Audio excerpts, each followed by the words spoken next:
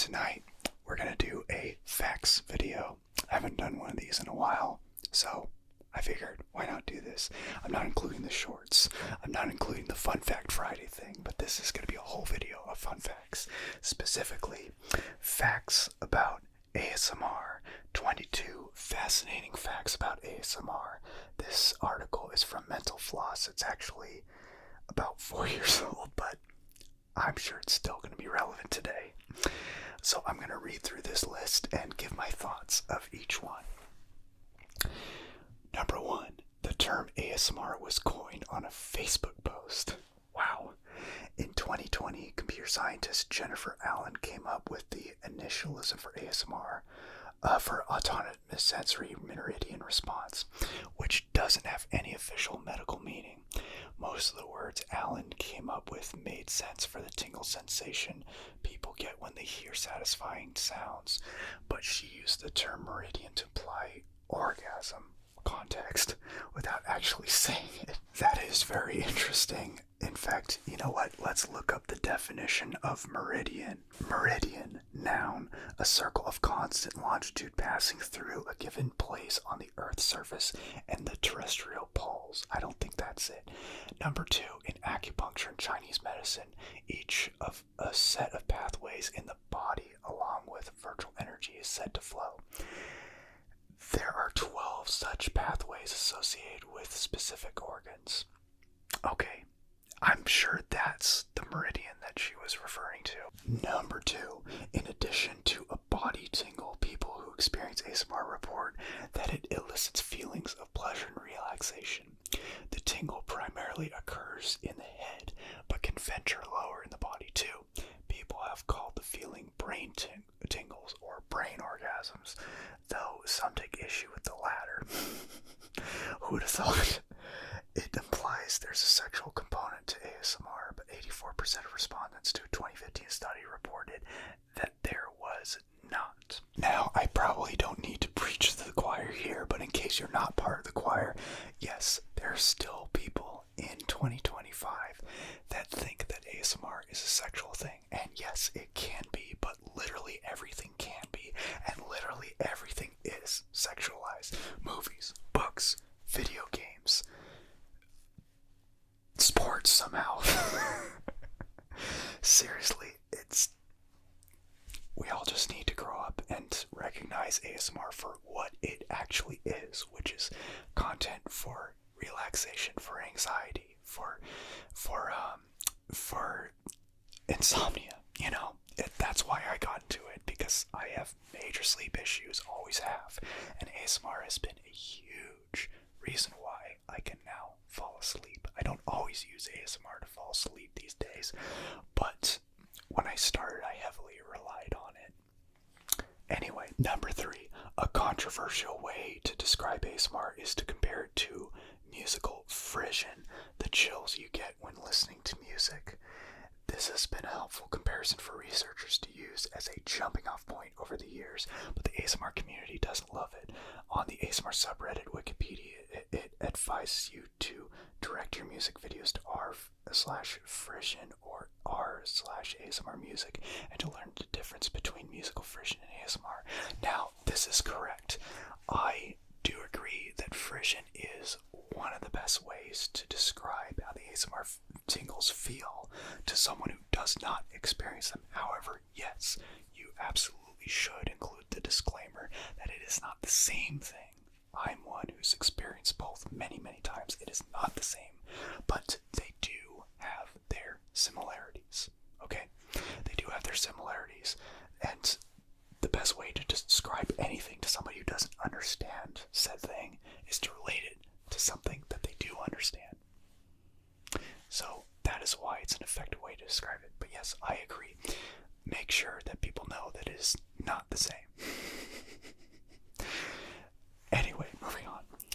Certain things trigger ASMR. You're probably most familiar with ASMR YouTube videos created by ASMR artists. Those last 3 words were in parentheses.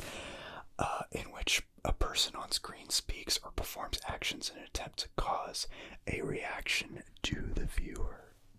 Did you get tingles from that? There is a huge range of trigger sounds, including crinkling paper, folding towels, turning pages, tapping, whispering, and typing. There are also more videos focused on experiences like sorting, trading cards, or roleplay in which the ASMR artist pretends to be your doctor, hairstylist, or any number of other people. Number 5. There are 4 top triggers. In the survey of 475 ASMR experiencers, the researchers found that the top 4 triggers in order were whispering, personal attention, crisp sounds, which they define as metallic foil, tapping, fingernails, etc., and slow movements. As for why people used ASMR media, 98% claimed it was for relaxation, and 82% said it helped them fall asleep. I fall under both. I had no idea that there were officially 4 top triggers, but I had a feeling that when I read the title of that fact, I had a feeling that it would either be those triggers or something similar. Number 6. There are non-video ASMR triggers too. Even though we probably know it best from videos, the sensation happens in real life as well. Some people feel the response while getting a manicure or haircut. I experience it during the latter. I remember not long ago sitting down at a haircut salon, getting my haircut and feeling really, really relaxing, getting these tingles, and I just felt compelled to just hold still and let it happen until the song "Bust a Move" came on the radio, and all the tingles stopped because my brain was now focused on continuing to hold still and not dance along while I'm getting my damn haircut. True story. Anyway, number 7. ASMR has only recently become a well-known phenomenon. Dr. Craig Richard, a professor of biopharmaceutical scientists at Shenandoah University, correct me if I said that wrong, is one of the few legitimate experts on the subject. He wrote the book Brain Tingles, which provides a history of the ASMR community.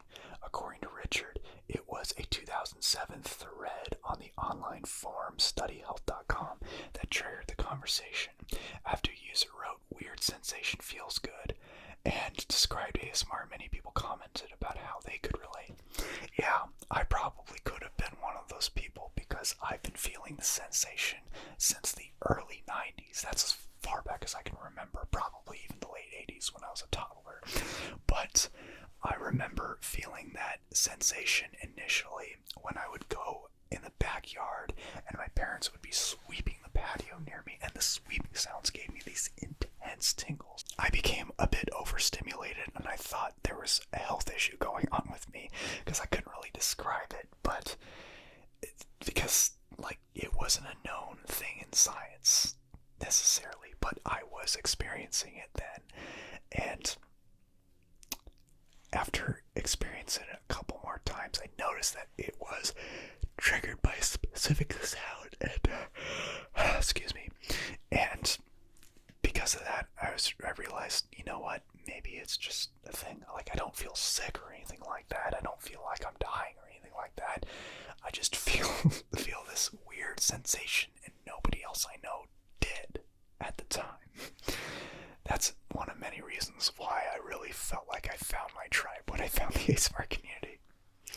Anyway, the first video meant to trigger ASMR debuted in 2009. Richard's history of ASMR and brain tingles also covers the YouTube scene.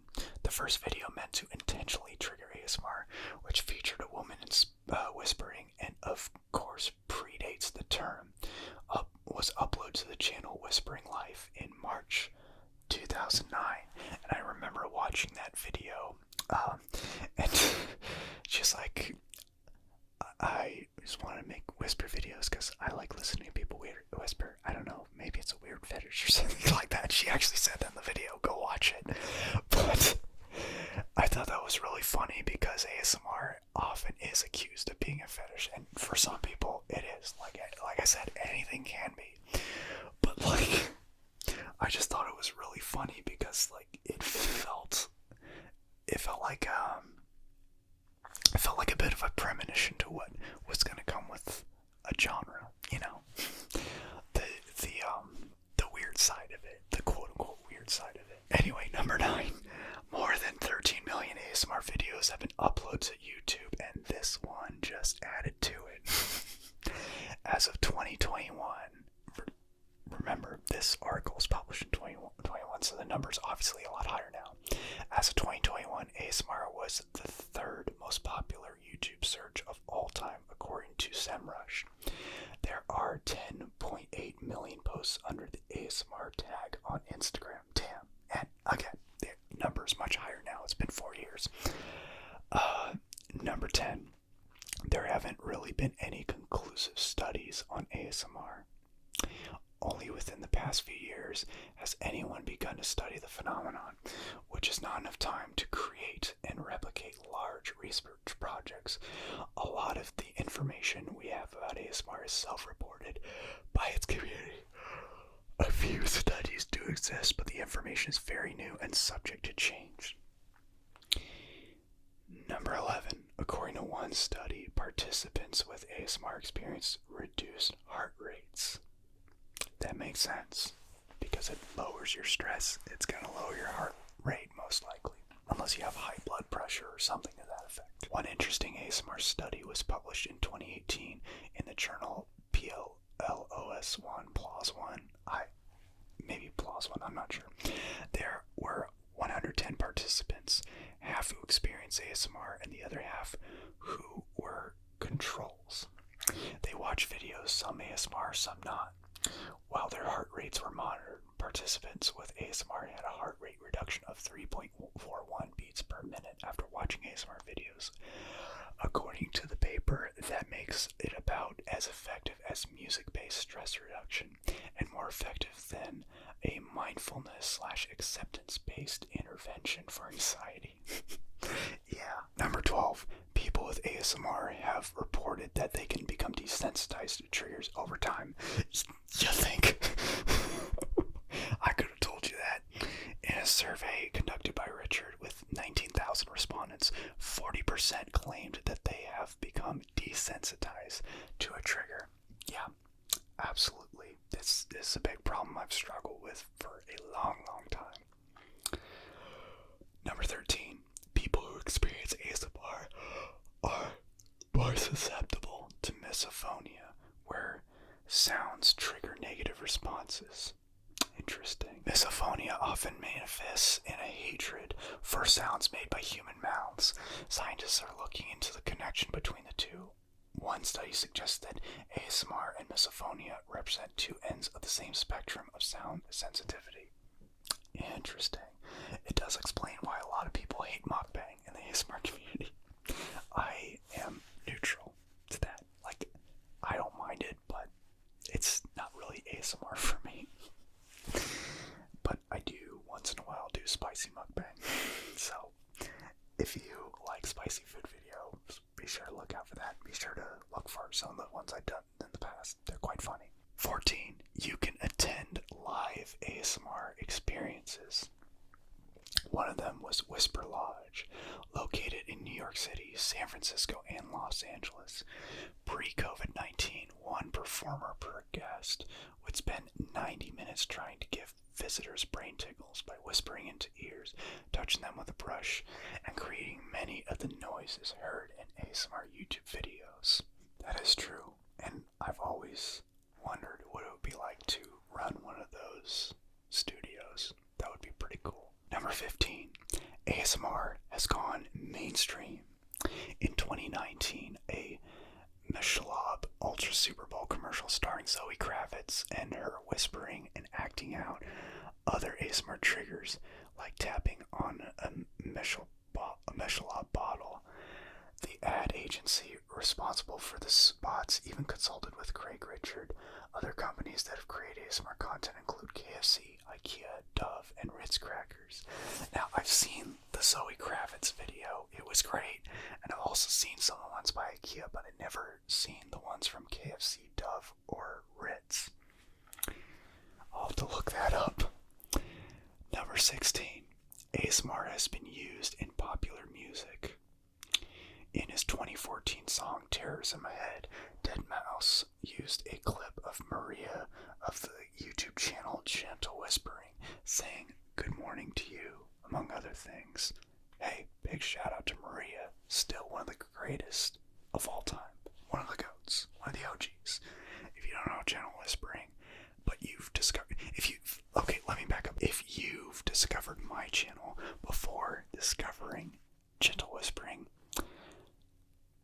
first of all, let me know that that's humanly possible, and second of all, go check out Gentle Whispering. You will not regret it. She's amazing. Anyway, 17. It's not easy to get into ASMR. I would beg to differ, but let's get into it. Maria, who keeps her last name private, as do I, was a pioneer in the world of ASMRists. In July 2017, she became the first ASMRist to reach 1 million YouTube subscribers. In a video, she described it as a huge milestone, not just for my channel, but for our whole ASMR community. But it's not easy to just jump into this world. In interviews, she described her process, which involved writing a script with ideal sounding words, perfect microphone placement, and meticulous sound editing. Each video can take up to 3 days to create. The website ASMR University has tips for aspiring artists, like how to record a perfect soft sound when there's background noise, which could include noise from the recording equipment itself. Yeah, seriously.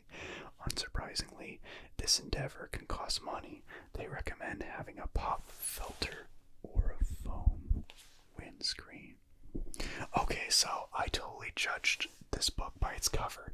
It's not easy to get into ASMR as a creator, but even then, big asterisk, it really depends on the kind of content you're making. Like, if you're making lo-fi videos with cheap recording equipment, say that you're like using the low mic from your headphones, that's really good ASMR. You don't need fancy, high quality, expensive equipment to do it. That's just what some creators, like myself, choose to do. But you really don't have to. It just depends on the kind of content you want to make. Number 18, and this is already my favorite. Bob Ross can elicit ASMR. 100%. Still, it's possible to create ASMR without trying to elicit brain tingles at all. Bob Ross did. He's infamous in the community for his joy of painting content. I don't think infamous is the right word because that has negative connotations. He is famous in the community for his joy of painting content. It makes sense when you think about it. He talks straight to the viewer with a relaxing voice. And just beat the devil out of it. Plus, there are all those lovely soft painting sounds. Happy little brain tingles. Number 19. There was an ASMR-inspired scene in the 2017 film Battle of the Sexes. It's the scene where Billie Jean King meets her love interest, hairstylist Marilyn Barnett. Directors Valerie Ferris and Jonathan Dayton took that opportunity to add ASMR inducing sounds like scissors opening and closing, blow dryers, and whispers. Interesting. Number 20. A major challenge for researchers who want to study the brains of people with ASMR that MRI machines are loud, which hinders the ASMR experience. Yeah, I can see where there would be a lot of problems with that. Still, they're trying. In research published in 2017 in the journal Social Neuroscience, a group of Canadians studied brains at rest, 11 people with ASMR and 11 controls. Those with ASMR had less active connections between the brain's frontal lobe and sensory regions. To the researchers, this meant that maybe ASMR reflects a reduced ability to inhibit sensory emotional experiences that are suppressed in most individuals. Let me read that again. ASMR reflects a reduced ability to inhibit sensory emotional experiences that are suppressed in most individuals. So, in other words, when I experience ASMR, it's saying that my frontal lobe and my sensory regions are kind of at odds with each other. Yeah, that sounds about right. 21. One study looked at correlations between ASMR and the big 5 personality traits. Okay, this is intriguing. One of the researchers from the social neuroscience study, Associate Professor Stephen Smith, also worked on a study in which 290 people with ASMR and 290 controls were given personality tests. The team looked for correlations between ASMR and the big 5 personality traits: openness to experience, neuroticism, conscientiousness, I can never say that word, conscientiousness, extroversion, and agreeableness. They found that people with ASMR had less of those last 3, conscientiousness, extroversion, agreeableness, than the control group, but they tend to score higher in openness to experience and neuroticism. And last but not least, number 22. ASMR isn't all innocent towel folding and painting. No kidding, it's the internet. There are some ASMR videos in which the artists act out kidnapping or unaliving the viewer. The Mixed ASMR channel has a video that starts out like this: "Hello, nice to meet you. If you haven't guessed so far, this is a robbery and I'd like all your money. Thanks. So we could do this easy way, or I can. You." That is wild. I mean, yeah, I knew about a lot of these videos, but I've never really understood the appeal to them. I know different strokes for different folks, but as somebody who dealt with real life abuse a lot throughout his entire life, I personally have a very hard time watching content like that and relaxing. That said, I will never judge anybody in a million years if they enjoy that kind of content. Have at it. Enjoy yourself. But with all that said, thank you so much for watching and listening. If you enjoyed this, leave a like, leave a comment, hit subscribe if you haven't already, and ring the bell. All that jazz. I look forward to seeing you in the next video, and as always, stay chill. Have a good night.